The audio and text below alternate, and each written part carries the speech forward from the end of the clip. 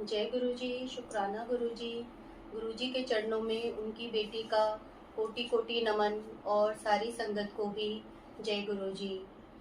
शुक्राना गुरु जी कि आप एक बार फिर से अपनी बेटी को आज्ञा दे रहे हैं शिव पुराण का पाठ करने के लिए। संगत जी, मैंने दो बारी लाइव किया, उसमें मैंने शिव पुराण का पाठ किया था। अगर किसी भी संगत को आ, वो पीछे के अध्याय सुनने हों तो आप वहाँ पे जाके सुन सकते हैं। एक्चुअल में आज मैंने लाइव नहीं किया, और मैं सही बताऊँ तो आपको, पहले हम खैर गुरु जी की आज्ञा ले लेते हैं सत्संग को शुरू करने से पहले। तो गुरु और कोई इसमें नई संगत जुड़ रही है तो आप भी चैनल को सब्सक्राइब कीजिए।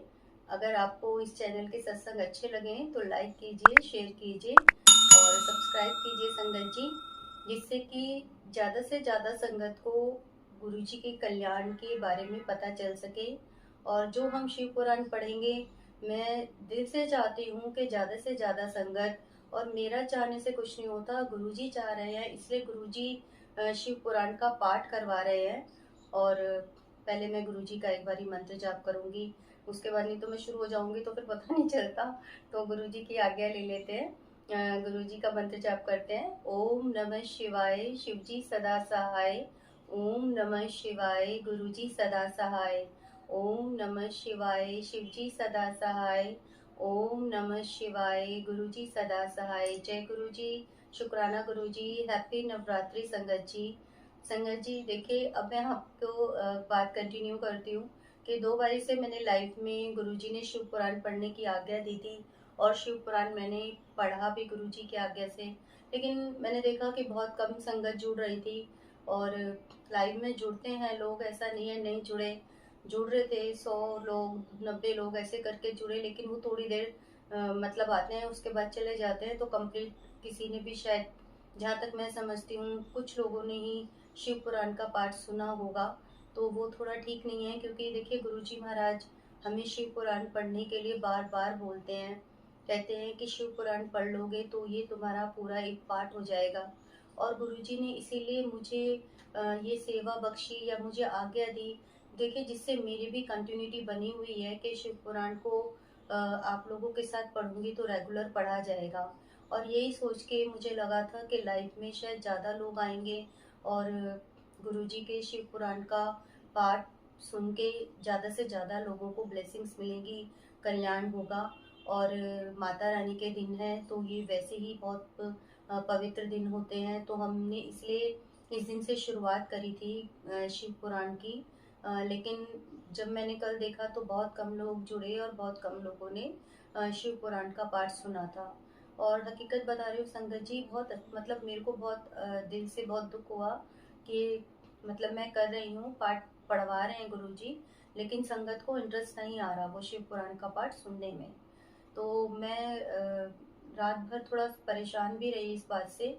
और मैं गुरुजी तो मन की बात जानते हैं संगत जी, गुरुजी से हमें बोलने की ज़रूरत नहीं है, गुरुजी सब कुछ जानते हैं, किसके मन में क्या चल रहा है क्या नहीं चल रहा। तो गुरुजी समझ गए कि शायद मतलब मेरे मन में बार बार से ये बात आ रही थी कि शिव पुराण सुनने में कोई इंटरेस्टेड नहीं है, तो मैं डिसकंटिन्यू कर दूंगी। मैं अपना ठीक है, जो मैं शिव पुराण, मैं तो, मेरे को तो पढ़ा ही रहे हैं गुरुजी। मैं तो जब गुरुजी से नहीं जुड़ी थी उससे पहले से ही मेरे को गुरुजी शिव पुराण पढ़ा रहे हैं। तो मुझे यही लगा कि ठीक है, मैं अपने आप से जो पढ़ती हूँ मैं अपने आप पढ़ूंगी, पर मैं लाइव करके मैं गुरुजी का ये जो शिव पुराण मैं पढ़ती हूँ वो मैं नहीं पढ़ूंगी। मतलब लोग शायद इंटरेस्टेड नहीं है, संगत इंटरेस्टेड नहीं है। तो मतलब मेरे को इससे बहुत परेशानी हुई। और मैं सही बताऊं संगत जी, वो कहते हैं ना, और ये कोई बड़ाई की बात नहीं है, जो थोड़ा साफ दिल लोग होते हैं ना थोड़े, तो वो जल्दी हर्ट हो जाते हैं। तो बस मेरे को थोड़ा अच्छा नहीं लगा ये सोच के कि शिव पुराण ज़्यादा संगत नहीं सुन रही। और कोई ऐसे सत्संग होते हैं वो संगत बहुत इंटरेस्ट से सुनती है, यानी कि हमें जिसमें कल्याण, जो गुरुजी हमारा जिस चीज़ से कल्याण करना चाह रहे हैं, जैसा कि गुरुजी कहते थे ना कि असली चीज़ तो कोई यहाँ मांगने आता नहीं। किसी को गाड़ी चाहिए, किसी को पैसा चाहिए, किसी को कुछ चाहिए, किसी को कुछ चाहिए, और जो असली चीज़ है वो किसी को मांगनी आती नहीं। तो वही मुझे कल लगा कि जिस शिव पुराण से जो कल अध्याय पढ़ा, उसमें मतलब कि चंचला वाला अध्याय चल रहा था। जिसने सुना होगा या जिसने पढ़ा होगा, बहुत सी संगत शिव पुराण का पाठ पढ़ते हैं और पढ़ चुके होंगे। और उसमें है कि जो चंचुला के पति होते हैं, प्रेत योनि पिशाच योनि में जाके शिव पुराण पढ़ सुनने मात्र से उनका कल्याण हो गया था। तो संगत जी, हमें इतना अच्छा मौका दिया, हमें गुरु जी ने हमारे ने हमें बताया कि अगर तुम पे कोई भी जैसा कि मैंने लास्ट सत्संग में बताया भी था कि अगर पितृ दोष है तो वो भी शिव पुराण के पाठ से ठीक हो जाता है और हमारा कल्याण होता है। संगत जी, इस लोक में भी और परलोक में भी, तो हम इतनी अच्छी मतलब उस चीज को कैसे छोड़ सकते हैं। तो पर मेरे दिमाग में यही आ रहा था कि नहीं गुरुजी, मैं कल से शिव पुराण का पाठ नहीं पढ़ूंगी, मुझे नहीं अच्छा लगा कि संगत नहीं जुड़ रही। तो अब गुरुजी को लग रहा होगा, गुरुजी सोच रहे होंगे कि ये सही में डिसकंटिन्यू कर देगी, शिव पुराण का पाठ आगे नहीं पढ़ेगी, खुद तो पढ़ेगी, संगत को नहीं सुनाएगी। तो आज मॉर्निंग की बात है संगत जी, मैं अपने घर का कुछ डेली रूटीन वर्क कर रही थी और एक आंटी का कॉल आया था मेरे पास। और उन आंटी ने सत्संग भी अपने शेयर करे थे, मैंने उनके सत्संग चैनल पे शेयर किए हैं। अमिता शर्मा आंटी नाम है उनका। तो उन्होंने मुझे कॉल किया, उन्होंने मुझे बोला कि आंटी आप की आपने जो कल शिव पुराण पढ़ा था वो लाइव में नहीं जुड़ी थी संगत जी, उन्होंने बाद में रिकॉर्डेड जो उसमें डल जाती है वो देखी होगी अपलोड वीडियो। तो उन्होंने मेरे को बोला कि आंटी आपने जो शिव पुराण पढ़ी थी उसके वो किसने लिखी है और वो कौन सी है। तो मुझे एकदम से मेरे माइंड में नहीं आया, मैंने कहा जो मैंने शिव पुराण पढ़ी है आंटी उसमें लिखा हुआ है वो गोरखपुर प्रेस से प्रकाशित हुई हुई है। और मैंने क्योंकि जब शुरू करा था संगत जी, तो मैंने उसमें राइटर और ये सब नाम मैंने नहीं बताए थे, ये मेरी गलती है, इसे मैं अपनी गलती समझती हूँ। शायद इसीलिए गुरुजी ने आज ये कॉल करवाया होगा कि तूने शुरू से नहीं शुरू करा, मतलब फर्स्ट पेज तो मैंने निवेदन से शुरू करा था, हाँ, बट मैंने राइटर नहीं बताया था। तो आंटी ने मुझे बोला कि आंटी मैं शिव पुराण पढ़ रही हूँ अपने घर में, लेकिन मेरे पास जो शिव पुराण है वो थोड़ी अलग है, वो थोड़ी डिफरेंट है। क्योंकि मैंने जब आपका कल जो लाइव आपने किया था वो मैंने शिव पुराण वाला आपका जो चैप्टर सुना आंटी, आपने बहुत अच्छा सुनाया। और मैं आज से कितनी बार पढ़ चुकी हूँ लेकिन मुझे आज तक कुछ समझ नहीं आया, लेकिन जो कल आपने पढ़ा उससे मेरे को मतलब बिल्कुल समझ में आ गया। और मेरी बुक और आपकी बुक ना अलग है। तो फिर मैं देखिए भूल भी गई उन आंटी को भेजना, अभी तक मैंने उन्हें भेजा नहीं। आंटी ने मुझे बोला था और मैंने आंटी को बोला था कि मैं आपको ना फोटो खींच के बुक की भेज दूंगी। तो वो मुझे यही बोल रहे थे कि आंटी अब मुझे बताना तो मैं भी आप वाली शिव पुराण मंगवा लूंगी और उसको पढ़ा करूंगी, क्योंकि जो आपने अध्याय पढ़े वो तो मुझे आपने तो बहुत अच्छा पढ़ा और बहुत अच्छा सुनाया और मुझे तो मतलब बिल्कुल समझ आ गया, जबकि मेरे को इतना समझ नहीं आया था अभी तक। तो संगत जी, गुरुजी ने मुझे प्रोत्साहित करने के लिए, मुझे प्रोत्साहन देने के लिए आंटी से कॉल करवाया, ये सोच के कि ये थोड़ा अपसेट हो गई है तो ये डिसकंटिन्यू कर देगी, ऐसी ही है। तो मैं गुरुजी ने फिर कड़क आदेश दे दिया मुझे कि नहीं, तुझे शिव पुराण कंटिन्यू करना है, चाहे कोई जिसको सुनना होगा वो सुने, जिसे नहीं सुनना वो नहीं सुने। और जिसके भाग्य में होगा, जिसका कल्याण होना होगा शिव पुराण पढ़ने सुनने से, उसका हो जाएगा। पर तू ये डिसीजन कौन होती है लेने वाली। तो चाहे 4 लोग सुने चाहे 5 संगत सुने, तुझे शिव पुराण पढ़नी है। और मुझे एकदम से यही लगा संगत जी, बाकी तो गुरुजी जाने जान है। क्योंकि जब आंटी ने कॉल किया बहुत उन्होंने मुझे मतलब मोटिवेट किया कि आंटी आपने बहुत अच्छा पढ़ा था, बहुत अच्छा बोला, मुझे सब समझ आ गया। एक और आंटी ने भी बहुत अच्छा उसमें कमेंट किया हुआ था कि आप बहुत अच्छा समझाते हैं आंटी आप। तो गुरुजी हमारे मन की बात जान लेते हैं संगत जी, और वो हमें फटाक से जवाब दे देते हैं। तो इसीलिए फिर मुझे लगा नहीं, लाइव में मैं नहीं करूँगी शिव पुराण का पाठ, ठीक है, मैं रिकॉर्ड कर दिया करूँगी, वीडियो बना दूंगी और फिर जिसको सुनना है ठीक है वो उसको सुन लेगा, जिसने अपना कल्याण करना हो करवाना होगा, या गुरुजी ने जिसका करना होगा। तो चलिए संगत जी, अब हम अपना शिव पुराण का अध्याय जो है कंटिन्यू करते हैं। और जैसा आंटी ने बोला था मैं उनको भी बोल जाती हूँ, जय गुरु जी, शुक्राना गुरु जी। और गुरु जी आज्ञा दीजिए आप शिव पुराण को पढ़ने के लिए, और जो भी पढ़ें, जैसा कि मैंने गुरुजी से कल भी आज्ञा लेके यही बोला था कि गुरुजी हम जो भी पढ़ें उसको हम समझ जाएं, थोड़ा बहुत जितनी हमारी बुद्धि में समझ आए हम उसको समझ लें, हमें समझाना गुरुजी, हम इतने नादान हैं, हम जल्दी से कुछ नहीं समझते, तो आप हमें समझाना। और आज चलिए मैं इसमें वो राइटर का भी नाम पढ़ लेती हूँ जो आंटी ने मुझसे क्वेरी करी थी। हो सकता है कोई और भी संगत हो तो वो जानना चाहे। देखिए संगत जी, जो ये मेरे पास शिव पुराण है, ये गीता प्रेस गोरखपुर से है और मेरा काफ़ी पुराना शिव पुराण है। ये देखिए, मैं आपको दिखा देती हूँ। मैंने न्यू नहीं खरीदा हुआ, मेरे पास कम से कम ये शायद 2011-12 से है, तो काफ़ी पुराना है, बिल्कुल न्यू वाला नहीं है ये गीता प्रेस गोरखपुर लिखा हुआ है इस पे। और जो इसके लेखक हैं वो मैं देखती हूँ अंदर। इसके जो संपादक हैं वो हनुमान प्रसाद पोद्दार हैं। इसमें तो यही लिखा हुआ है संगत जी। प्रकाशक एवं मुद्रक गीता प्रेस गोरखपुर, गोविंद भवन कार्यालय कोलकाता का संस्थान। और प्रकाशक का जो मैंने आपको नाम बताया फिर वो वही है, वो शुरू में ही लिखा हुआ है, क्योंकि संपादक लिखा हुआ है, संपादक ही शायद वो होते होंगे, हनुमान प्रसाद पोद्दार लिखा हुआ है संगत जी, क्योंकि आगे तो ऐसा और कोई नाम नहीं दे रखा है इसमें। तो चलिए संगत जी, हम शिव पुराण पढ़ना शुरू करेंगे। जय गुरु जी, शुक्राना गुरु जी, एक बार आप फिर से हमें शिव पुराण पढ़ने के लिए ले आए हैं। और पहले हम अपने गुरु जी महाराज का मंत्र जाप करेंगे। ओम नमः शिवाय, शिव जी सदा सहाय। ओम नमः शिवाय, गुरु जी सदा सहाय।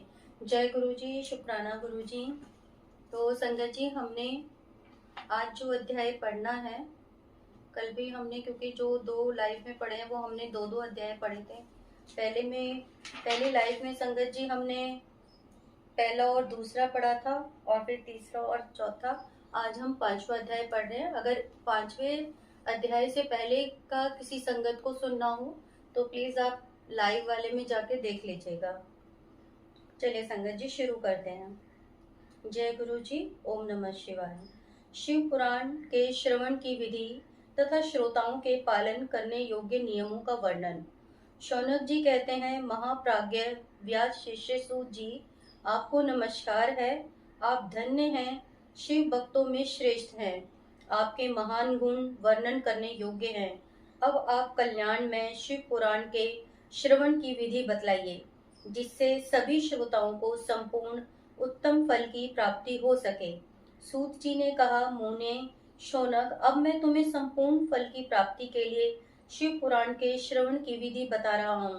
पहले किसी ज्योतिषी को बुलाकर दान मान से संतुष्ट करके अपने सहयोगी लोगों के साथ बैठकर बिना किसी विघ्न बाधा के कथा की समाप्ति होने के उद्देश्य से शुद्ध मुहूर्त का अनुसंधान कराएं और प्रयत्न पूर्वक देश देश में स्थान स्थान पर यह संदेश भेजें कि हमारे यहाँ शिव पुराण की कथा होने वाली है।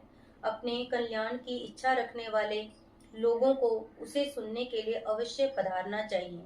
कुछ लोग भगवान श्री हरि की कथा से बहुत दूर पड़ गए हैं। कितने ही स्त्री शूद्र आदि भगवान शंकर के कथा कीर्तन से वंचित रहते हैं।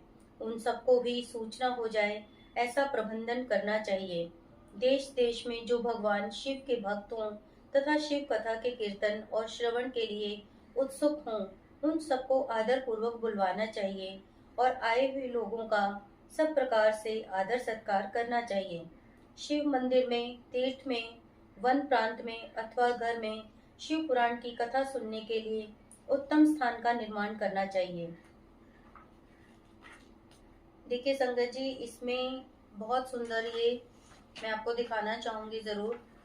आप बुक पूछ रहे थे, देखिए कितने सुंदर सुंदर बीच में भगवान शिव के चित्र भी दिए हुए हैं। तो बहुत अच्छी ये वाली बुक है संगत जी, अगर आपको किसी को भी खरीदनी हो। ये देखिए, आई होप आपको दिख रहा होगा।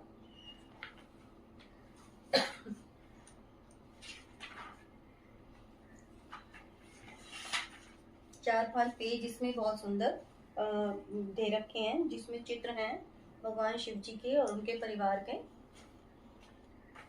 ठीक है, हम कंटिन्यू करते हैं। केले से के खंभों से सुशोभित एक ऊंचा कथा मंडप तैयार करें। उसे सब और फल पुष्प आदि से तथा सुंदर चंदोवे से अलंकृत करें और चारों ओर ध्वजा पताका लगाकर तरह तरह के सामानों से सजाकर सुंदर शोभा संपन्न बना दें। भगवान शिव के प्रति सब प्रकार से उत्तम भक्ति करनी चाहिए, वही सब तरह से आनंद का विधान करने वाली है। परमात्मा भगवान शंकर के लिए दिव्य आसन का निर्माण करना चाहिए तथा कथावाचक के लिए भी एक ऐसा दिव्य आसन बनाना चाहिए जो उनके लिए सुखद हो सके। मुने नियम पूर्वक कथा सुनने वाले श्रोताओं के लिए भी यथा योग्य सुंदर स्थानों की व्यवस्था करनी चाहिए। अन्य लोगों के लिए साधारण स्थान ही रखने चाहिए, जिसके मुख से निकली हुई वाणी देहधारियों के लिए कामधेनु के समान अभिष्ट फल देने वाली होती है। उस पुराण वेता विद्वान वक्ता के प्रति तुच्छ बुद्धि कभी नहीं करनी चाहिए। संसार में जन्म तथा गुणों के कारण बहुत से गुरु होते हैं, परंतु उन सब में पुराणों का ज्ञाता विद्वान ही परम गुरु माना गया है। पुराण वेता पवित्र, दक्ष, शांत, ईर्ष्या पर विजय पाने वाला, साधु और दयालु होना चाहिए। ऐसा प्रवचन कुशल विद्वान इस पुण्यमयी कथा को करे।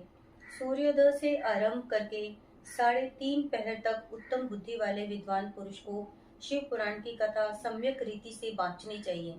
मध्याह्न काल में 2 घड़ी तक कथा बंद रखनी चाहिए, जिससे कथा कीर्तन से अवकाश पाकर लोग मल मूत्र का त्याग कर सके।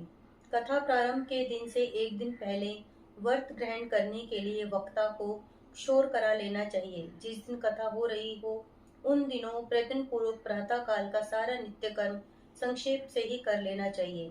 वक्ता के पास उसकी सहायता के लिए एक दूसरा वैसा ही विद्वान स्थापित करना चाहिए, वह भी सब प्रकार के संशयों को निवृत्त करने में समर्थ और लोगों को समझाने में कुशल हो। कथा में आने वाले विघ्नों की निवृत्ति के लिए गणेश जी का पूजन करें। कथा के स्वामी भगवान शिव की तथा विशेषतः शिव पुराण की पुस्तक की भक्ति भाव से पूजा करें। तत्पश्चात उत्तम बुद्धि वाला श्रोता तन मन से शुद्ध एवं प्रसन्नचित हो आदर पूर्वक शिव पुराण की कथा सुने। जो वक्ता और श्रोता अनेक प्रकार के कर्मों में भटक रहे हों, काम आदि 6 विकारों से युक्त हों, स्त्री में आसक्ति रखते हों और पाखंड पूर्ण बातें कहते हों, वे पुण्य के भागी नहीं होते। जो लौकिक चिंता तथा धन, ग्रह एवं पुत्र आदि की चिंता को छोड़कर कथा में मन लगाए रहते हैं, उन शुद्ध बुद्धि पुरुषों को उत्तम फल की प्राप्ति होती है। जो श्रोता श्रद्धा और भक्ति से युक्त होते हैं, दूसरे कर्मों में मन नहीं लगाते और मौन, पवित्र एवं उद्वेग शून्य होते हैं, वे ही पुण्य के भागी होते हैं। सूत जी बोले, शौनक, अब शिव पुराण सुनने का व्रत लेने वाले पुरुषों के लिए जो नियम है उन्हें भक्ति पूर्वक सुनो। नियम पूर्वक इस श्रेष्ठ कथा को सुनने से बिना किसी विघ्न बाधा के उत्तम फल की प्राप्ति होती है। जो लोग दीक्षा से रहित हैं, उनका कथा श्रवण में अधिकार नहीं है। अतः मुने, कथा सुनने की इच्छा वाले सब लोगों को पहले वक्ता से दीक्षा ग्रहण करनी चाहिए। जो लोग नियम से कथा सुने, उनको ब्रह्मचर्य से रहना, भूमि पर सोना, पत्तल में खाना और प्रतिदिन कथा समाप्त होने पर ही अन्न ग्रहण करना चाहिए। जिसमें शक्ति हो वह पुराण की समाप्ति तक उपवास करके शुद्धता पूर्वक भक्ति भाव से उत्तम शिव पुराण को सुने। इस कथा का व्रत लेने वाले पुरुष को प्रतिदिन एक ही बार अविश्रांत भोजन करना चाहिए। जिस प्रकार से कथा श्रवण का नियम सुख पूर्वक सद सके वैसे ही करना चाहिए। गरिष्ठ अन्न, दाल, जला अन्न, सेम, मसूर, भाव दूषित तथा बासी अन्न को खाकर कथावृत्ति पुरुष कभी कथा को न सुने। जिसने कथा का व्रत ले रखा हो वह पुरुष प्याज, लहसुन, हींग, गाजर, मादक वस्तु तथा अमिष कही जाने वाली वस्तुओं को त्याग दे। कथा का व्रत लेने वाला पुरुष काम, क्रोध आदि 6 विकारों को, ब्राह्मणों की निंदा को तथा पतिव्रता और साधु संतों की निंदा को भी त्याग दे।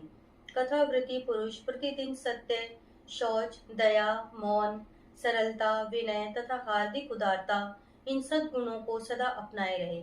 श्रोता निष्काम हो या सकाम, वे नियम पूर्वक कथा सुने। सकाम पुरुष अपनी अभिष्ट कामना को प्राप्त करता है और निष्काम पुरुष मोक्ष पा लेता है। दरिद्र, अक्षय का रोगी, पापी, भाग्यहीन तथा संतान रहित पुरुष भी इस उत्तम कथा को सुने। काक, बंध्या आदि जो 7 प्रकार की दुष्टा स्त्रियां हैं, वे तथा जिसका गर्भ गिर जाता हो, वे इन सभी को शिव पुराण की उत्तम कथा सुननी चाहिए। मुने, स्त्री हो या पुरुष, सबको यत्न पूर्वक विधि विधान से शिव पुराण की यह उत्तम कथा सुननी चाहिए। मैं श्री इस तरह शिव पुराण की कथा के पाठ एवं श्रवण संबंधी यज्ञोत्सव की समाप्ति होने पर श्रोताओं को भक्ति एवं प्रयत्न पूर्वक भगवान शिव की पूजा की भांति पुराण पुस्तक की भी पूजा करनी चाहिए। तदंतर विधि पूर्वक वक्ता का भी पूजन करना आवश्यक है। पुस्तक को आच्छादित करने के लिए नवीन एवं सुंदर बस्ता बनाएं और उसे बांधने के लिए दृढ़ एवं दिव्य डोरी लगाएं। फिर उसका विधिवत पूजन करें। मुनि श्रेष्ठ इस प्रकार महान उत्सव के साथ पुस्तक और वक्ता की विधिवत पूजा करके वक्ता की सहायता के लिए स्थापित हुए पंडित का भी उसी के अनुसार धन आदि के द्वारा उससे कुछ ही कम सत्कार करें। वहां आए हुए ब्राह्मणों को अन्न धन आदि का दान करें। साथ ही गीत वाद्य और नृत्य आदि के द्वारा महान उत्सव रचाएं। मुने यदि श्रोता विरक्त हो तो उसके लिए कथा समाप्ति के दिन विशेष रूप से उस गीता का पाठ करना चाहिए जिसे श्री रामचंद्र जी के प्रति भगवान शिव ने कहा था। यदि श्रोता गृहस्थ हो तो उस बुद्धिमान को श्रवण कर्म की शांति के लिए शुद्ध भविष्य के द्वारा होम करना चाहिए। मुने रुद्र संहिता के प्रत्येक श्लोक द्वारा होम करना उचित है अथवा गायत्री मंत्र से होम करना चाहिए, क्योंकि वास्तव में यह पुराण गायत्रीमय ही है। अथवा शिव पंचाक्षर मूल मंत्र से हवन करना उचित है। होम करने की शक्ति न हो तो विद्वान पुरुष यथाशक्ति हवनीय भविष्य का ब्राह्मणों को दान करे। न्यून ऋतिकता रूप दोष की शांति के लिए भक्ति पूर्वक शिव सहस्त्र नाम का पाठ अथवा श्रवण करें। इससे सब कुछ सफल होता है, इसमें संशय नहीं है, क्योंकि तीनों लोकों में उससे बढ़कर कोई वस्तु नहीं है। कथा श्रवण संबंधी व्रत की पूर्णता की सिद्धि के लिए 11 ब्राह्मणों को मधु मिश्रित खीर भोजन कराए और उन्हें दक्षिणा दे। मुने यदि शक्ति हो तो 3 तोले सोने का एक सुंदर सिंहासन बनवाएं और उस पर उत्तम अक्षरों में लिखी अथवा लिखाई हुई शिव पुराण की पोथी विधि पूर्वक स्थापित करें। तत्पश्चात पुरुष उसकी आवाहन आदि विविध उपचारों से पूजा करके दक्षिणा चढ़ाए। फिर जितेंद्रिय आचार्य का वस्त्र आभूषण एवं गंध आदि से पूजा करके दक्षिणा सहित वह पुस्तक उन्हें समर्पित कर दे। उत्तम बुद्धि वाला श्रोता इस प्रकार भगवान शिव के संतोष के लिए पुस्तक का दान करे। शौनक इस पुराण के उस दान के प्रभाव से भगवान शिव का अनुग्रह पाकर पुरुष भव बंधन से मुक्त हो जाता है। इस तरह विधि विधान का पालन करने पर श्री संपन्न शिव पुराण संपूर्ण फल को देने वाला तथा भोग और मोक्ष का दाता होता है। मुने शिव पुराण का वह सारा महात्म्य जो संपूर्ण अभिष्ट को देने वाला है मैंने तुम्हें कह सुनाया। अब और क्या सुनना चाहते हो? श्रीमान शिव पुराण समस्त पुराणों के भाल का तिलक माना गया है। यह भगवान शिव को अत्यंत प्रिय रमणीय तथा भव रोग का निवारण करने वाला है। जो सदा भगवान शिव का ध्यान करते हैं, जिनकी वाणी शिव के गुणों की स्तुति करती है और जिनके दोनों कान उनकी कथा सुनते हैं, इस जीव जगत में उन्हीं का जन्म लेना सफल है। वे निश्चय ही संसार सागर से पार हो जाते हैं। भिन्न भिन्न प्रकार के समस्त गुण जिनके सच्चिदानंदमय स्वरूप का कभी स्पर्श नहीं करते, जो अपनी महिमा से जगत के बाहर और भीतर भासमान हैं तथा जो मन के बाहर और भीतर वाणी एवं मनोवृत्ति रूप में प्रकाशित होते हैं, उन अनंत आनंद घन रूप परम शिव की मैं शरण लेता हूँ। जय गुरु जी, शुक्राना गुरु जी। ओम नमः शिवाय। शिव जी सदा सहाय। ओम नमः शिवाय। गुरु जी सदा सहाय। जय गुरु जी, शुक्राना गुरु जी। संगत जी, इस तरह से हमने शिव पुराण का अध्याय 5 समाप्त किया है आज। और देखिए संगत जी, इसमें शिव पुराण में कितना मतलब कि बताया हुआ है कि किस तरह से करना चाहिए, और हम तो उसका एक अंश भी नहीं कर सकते शायद से, जितनी उसमें विधि बतलाई है। तो देखिए, हमारे ये कलयुग है संगत जी, और कलयुग में सही कहा है गुरु जी ने कि हम सब इतना कर ही नहीं सकते हैं। जैसा कि मैंने एक सत्संग में भी बताया था कि गुरुजी ने एक आंटी को बोला था कि जब उन्होंने पूछा कि मैं गुरुजी आपकी पूजा कैसे करूं, तो गुरुजी ने बोला बस तू शिव पुराण का पाठ कर ले। तो उन्होंने बोला बस शिव पुराण का पाठ। तो गुरुजी ने बोला कि और तुम कुछ कर भी नहीं सकते, समाधि तुम नहीं लगा सकते, तपस्या तुम नहीं कर सकते। अब देखिए संगत जी, हमने जो ये अध्याय पढ़ा है 5वां, उसमें उसके लिए ही कितनी सारी विधि बताई है उन्होंने कि पढ़ने का इंतजाम यानी कि हमें किस तरह से करना चाहिए। तो हम तो उसका एक अंश भी नहीं कर सकते, लेकिन ये कलयुग है, और कलयुग में हमारे महादेव गुरुजी ने हमें बस इतना ही बोला कि अगर तुम रोज पूरा एक अध्याय नहीं पढ़ सकते, एक पाठ नहीं पढ़ सकते, तो चाहे तुम एक पेज ही पढ़ लो। जरूरी नहीं है कि आप एक अध्याय पढ़ो, 2 पढ़ो या पूरा शिव पुराण पढ़ो, तो ऐसा कोई इश्यू नहीं है। गुरुजी कहते थे अगर तुमसे ज्यादा कुछ नहीं होता तो एक पेज ही पढ़ लो, एक पेज भी पढ़ लोगे तो तुम्हारा कल्याण हो जाएगा। और गुरुजी ने, संगत जी, मैं तो यही सोचती हूँ कि गुरुजी ने शायद अपनी इस बेटी का कल्याण करने के लिए ये थॉट डाला कि शिव पुराण पर, क्योंकि मैं सही बताऊं, मैं खुद कई बार स्किप कर जाती थी। जैसे कई बार मैंने बहुत रेगुलर पढ़ा है, खैर ऐसी बात नहीं है। शिव गुरुजी ने, पता नहीं, अब तो मुझे याद भी नहीं है कि मैंने कितनी बार शिव पुराण पढ़ लिया है। अगर मैं आपको बोलूं मैंने 3 बार पढ़ा या 4 बार पढ़ा तो फिर वो झूठ होगा, क्योंकि मुझे खुद नहीं पता कि मैंने कितनी बार पढ़ लिया। गुरुजी ने पहले से ही बहुत बार ही पढ़वा दिया। लेकिन सही बात यह है कि अब जब मैं आपके गुरुजी से जुड़ने के बाद से शिव पुराण को थोड़ा ध्यान से पढ़ने लगी, और अब जब आप लोगों के साथ, कहते हैं ना कि जब आपने किसी को कुछ सिखाना होता है, कुछ करना होता है ना, तो फिर आप उसको बहुत उससे करते हैं। तो अब ज्यादा समझ आता है जब मैं आप लोगों को बोल के सुनाती हूँ। और गुरुजी ने मेरी अकल सुधारने के लिए, मेरे कल्याण करने के लिए इसलिए थॉट डाला कि फिर अगर इसको एक बार ये आदेश हो गया तो फिर ये बीच में नहीं छोड़ना, और पूरा शिव पुराण फिर कंटिन्यू पड़ेगी। तो शुक्राना गुरुजी, उसके लिए बहुत बहुत लख लख शुक्राना। तो संगत जी, बस मैं आज अपनी वाणी को ही विराम देती हूँ। आज थोड़ा ज्यादा हो गया क्योंकि शुरू में थोड़ा सा मैंने आप लोगों के साथ सत्संग शेयर कर लिया, और नेक्स्ट टाइम से हम सिर्फ एक एक अध्याय पढ़ेंगे शिव पुराण का। और गुरुजी महाराज हमारा कल्याण करें, और गुरुजी महाराज के चरणों में उनसे यही प्रार्थना करूंगी, यही अरदास करूंगी कि गुरुजी महाराज जो भी संगत आपका ये शिव पुराण सुने, भक्ति से सुने, दिल से सुने, और आप सबका हमारा कल्याण करें, सर्बत का भला करें गुरुजी। हम इससे ज्यादा कुछ नहीं कर सकते, जैसा आपने हमें मार्ग दिखाया, बस हम उस मार्ग पे चल पाए। उसमें भी आप हम पर अपनी कृपा करेंगे तो ही हम उस मार्ग पर चल पाएंगे, नहीं तो हम में उतनी भी शक्ति नहीं है, क्योंकि हम में बहुत अवगुण भरे हुए हैं गुरुजी। जो हम अपने अवगुणों को खुद से नहीं दूर कर सकते, उसमें भी आपको ही हमारी सहायता करनी होगी। बस संगत जी, जय गुरुजी, शुक्राना गुरुजी। संगत जी, एक बारी हम फिर से अपने गुरुजी महाराज का मंत्र जाप जरूर करेंगे। ओम नमः शिवाय, शिव जी सदा सहाय। ओम नमः शिवाय, गुरु जी सदा सहाय। ओम नमः शिवाय, शिव जी सदा सहाय। ओम नमः शिवाय, गुरु जी सदा सहाय। जय गुरु जी। और गुरु जी से क्षमा याचना भी करूंगी कि गुरुजी, अगर आपकी बेटी ने कुछ गलत कर दिया हो, कुछ ठीक ना बोला हो, कुछ ठीक से ना समझा हो, तो उसके लिए क्षमा बख्शना गुरुजी। और बस जय गुरुजी, शुक्राना गुरुजी, लव यू गुरुजी। और सारी संगत को भी ढेर सारा जय गुरुजी। हैप्पी नवरात्रि संगत जी। जय गुरुजी।